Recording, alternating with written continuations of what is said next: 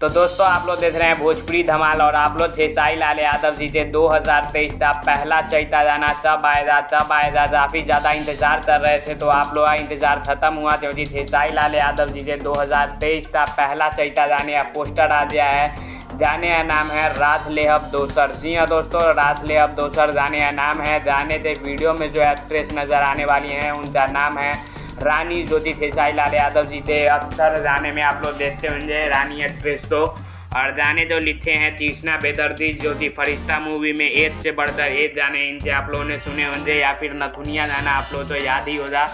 और गाने जो गाया है खेसारी लाल यादव जी के साथ में शिल्पी राज जी ने, और बम्पर जोड़ी आ रही है खेसारी लाल यादव शिल्पी राज थी। और गाने में म्यूजिक है आर्या शर्मा जी का जो कि काफ़ी शानदार म्यूजिक देते हैं। और खेसारी लाल यादव जी 2023 का ये पहला चैता गाना है जो कि वेब म्यूजिक यानी कल सुबह 6:15 पर वेब म्यूजिक से आ रहा है। फुल वीडियो सॉन्ग तो ज़रूर देखिएगा। और आप लोग इतना एक्साइटेड हैं इस गाने के लिए ज़रूर बताइए कमेंट बॉक्स में।